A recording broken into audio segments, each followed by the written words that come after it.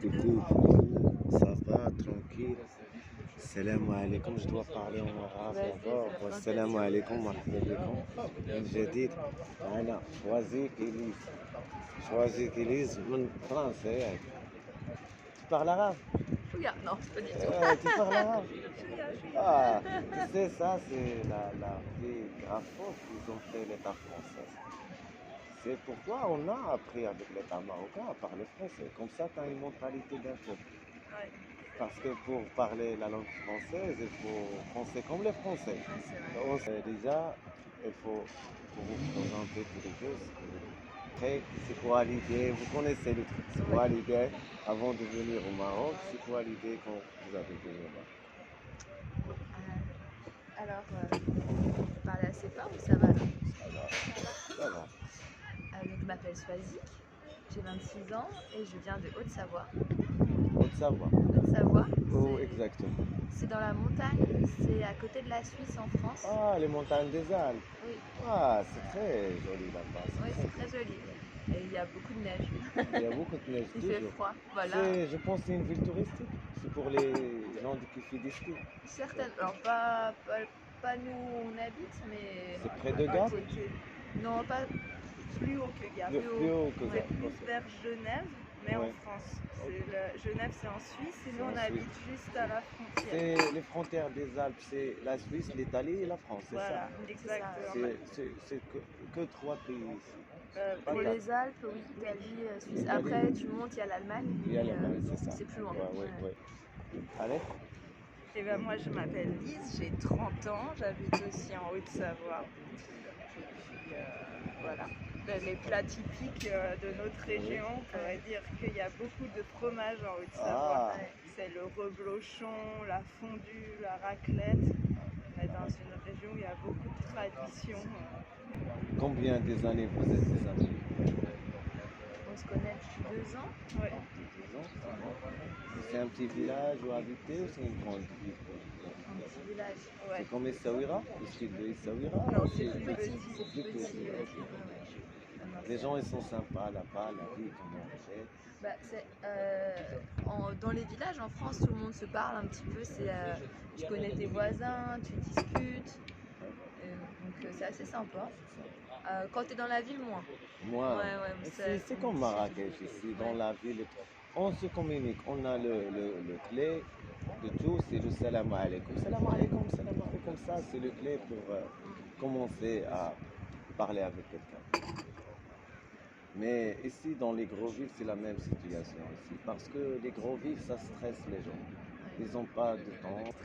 Stressé d'arriver en retard, et aller en retard, et toujours il arrive en retard. Et toujours... En France, c'est bien pire. C'est vrai que ça, c'est une grosse différence avec la France. Pour nous, ici, ça émane quelque chose de beaucoup plus relax, de beaucoup plus calme. Quand on voit les gens, ils sont assis, ils attendent qu'il y ait des clients. J'ai parlé hier avec la femme, elle a parlé sur le rendez-vous marocain. Non, on a un rendez-vous spécial. Comme ça, c'est pour cela qu'on ne se suicide pas. Alors, je te dis demain matin. Matin, c'est 7h jusqu'à midi. Ouais. À quelle heure? Alors, tu dis pas l'heure. On a de la patience. Ouais. On résiste l'un à l'autre. Ben ouais, c'est vrai que nous, c'est tellement le stress.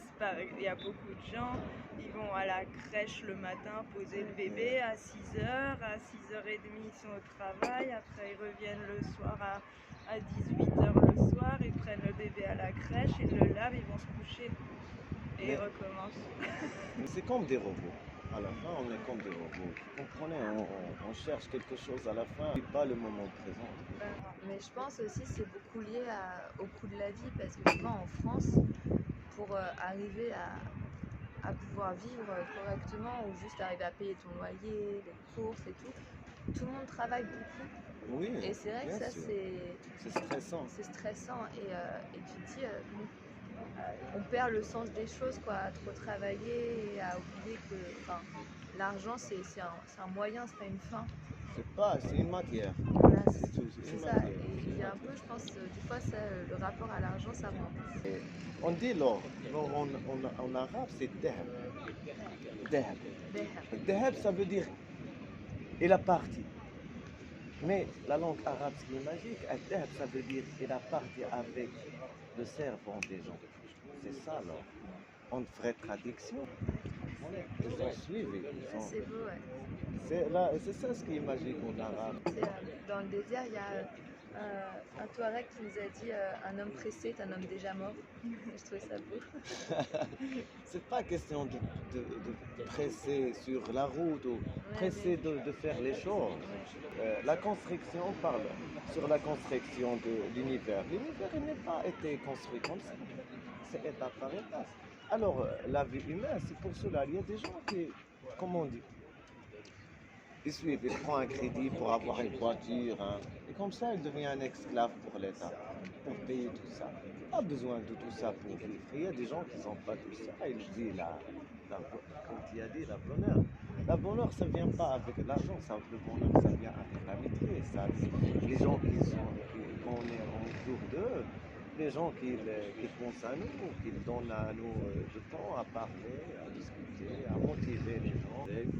Alors moi, avant de venir, il y avait une collègue qui Ouais. m'a dit fais attention au Maroc, il faut se méfier des hommes. On est très dangereux. Ouais, elle m'a On va dit te kidnapper. mais Ouais. je pense voilà, qu'il y a un peu cette peur souvent en Occident voilà, des Maghrébins ou je pense parce que comme la place de la femme est différente, Oui. que par exemple au Maroc il y a plus d'hommes dehors qui tiennent les magasins. Nous en France tout le monde travaille, tu vois, et donc je pense que ça a changé un peu, on voit plus d'hommes ici que de femmes, Oui. et du coup ça crée un peu une image où comme la place de la femme est différente, on a un peu plus peur en tant que femme. Oui.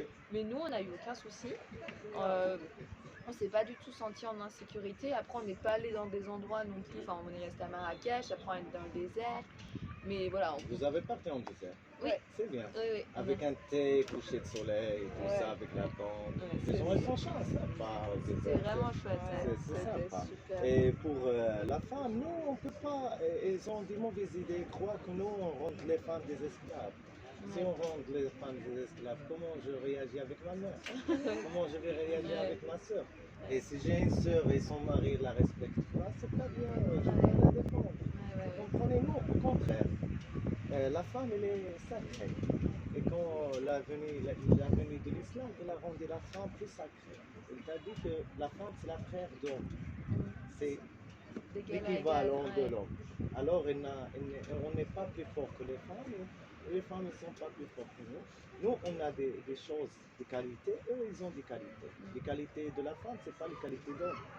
Et la force de l'homme, ce n'est pas la force de la femme. Mais on ne peut pas dire que les femmes ici, on les traite mal. Au contraire, c'est eux qui nous traitent mal. Ah bon? Je te jure. Va chercher la pote à gaz. Va chercher le thé. Ne reste pas dans la maison. Qu'est-ce que tu fais? Tu es avec tes amis. Va à la maison. Tu rentres. On l'appelle le gouvernement. C'est le gouvernement de ta maison, c'est la femme. Et c'est elle qui gère la maison. Toi, tu gères dehors de la maison. Elle, c'est la reine de la maison. C'est comme ça en français, mais comme tu as dit, je peux continuer. C'est pour juste expliquer les choses. Non, mais c'est bien, mais je pense que voilà, c'est important de dire que on s'est pas du tout senti en insécurité en étant que deux femmes, tu vois. Après, faut être d'aplomb parce que tout le monde te parle et tout, donc des fois c'est un peu fatigant. Non, Culture différente, on te parle, beaucoup on te touche, un peu, Oui. on n'a pas l'habitude, mais en même temps c'est gentil. Je te raconte, j'ai connu un ami qui s'appelle Sylvain. Il a vécu avec moi en France, très gentil, très intelligent. Il a pris une semaine pour écrire en arabe. J'ai fait un schéma pour lui et moi j'ai cru qu'il ne suivait pas. Mais lui, il a compris ce schéma et après une semaine, il a réussi à écrire en arabe n'importe quel mot. Et un jour, il m'a dit que les Marocains, c'est pas comme les Français, parce que nous, les Marocains avec les hommes, ça va. Mon frère, tu comprends, c'est l'amour du corps qu'on a. Quand tu fais un câlin à quelqu'un, c'est la meilleure chose. Et nous, on a un amour de corps, mais pas un amour sexuel. C'est quand je vois un ami, ah, ça va. Ouais. C'est pas un amour sexuel que je vais aller avec lui ou quelque chose comme ça. Lui, il a compris ça. Il m'a dit, j'ai aimé. Mais avec un Marocain, parfois, tu trouves un vieux avec un vieux, il attache sa main. Tu comprends ça?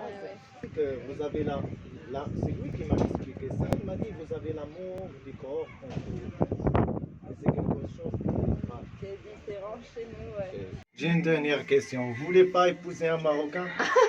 Hein? Ça, Non, c'est la du question Maroc, qu'on ça. a beaucoup eue quand même. Au Maroc. Mais on est sympa. Oui, Ne vous êtes t'inquiétez très pas. sympa. Mais je crois que les différences culturelles, il faut s'aimer beaucoup pour Oui. arriver à passer au-dessus des différences culturelles. Mais il y a beaucoup de Français, beaucoup de Marocains ou des Européens qui ont épousé. Et ça marche. Quand tu épouses quelqu'un de notre civilisation, dans notre culture, ça marche, le mariage. Il y a beaucoup de gens qui sont mariés d'autres, comme un Français ou un Asiatique ou un Marocain avec une Anglaise. Et ça... Mais il faut beaucoup d'amour parce que je crois qu'il faut aussi beaucoup de tolérance aussi. Pourquoi? Parce que forcément, tu vas avoir des choses qui vont te surprendre chez l'autre. Et Oui. du coup, si tu as l'amour et la tolérance, ça peut marcher. Si tu n'as pas ça, ça ne pourra pas marcher. Mais je pense que pour moi, ce que je pense, c'est un mixte. Et quand il y a un mixte, toujours il y a aimer le savoir de connaître l'autre. C'est vrai. C'est pour cela, tu as une tradition, tu as une culture. Oui, il a une culture, une Ça tradition. peut être très riche, ça Ça- peut amener plein oui, de belles choses. Et c'est très riche pour l'enfant. Comme Oui, ça, ça, c'est vrai. l'enfant est grandi dans deux cultures. Et il est 2 fois plus Ah, ouvert d'esprit. Ça, c'est vrai. d'esprit. Je te dis une blague en français. Vas-y. Un enfant, il a dit à son père, comment on a venu dans la terre? Il a dit, c'était Ève et Adam, ils ont venu, ils ont fait des bébés. Ensuite, il a commencé la vie dans la terre. Ensuite, il est parti vers sa mère. Ouais. Il a dit, maman, mon père, il m'a dit que Ève et Adam, il a dit non, on était des singes. Ensuite, avec le développement, on a devenu des êtres humains. Et ensuite, il est parti pour parler avec son père. Il a dit que t'as pas dit la vérité à moi. Ma mère, elle m'a dit qu'on était des singes et des trucs. Il a dit, j'ai parlé de ma famille. Je parle pas de la famille de ta mère. C'est bien des singes. C'est pas moi. C'est une blague. C'est une blague.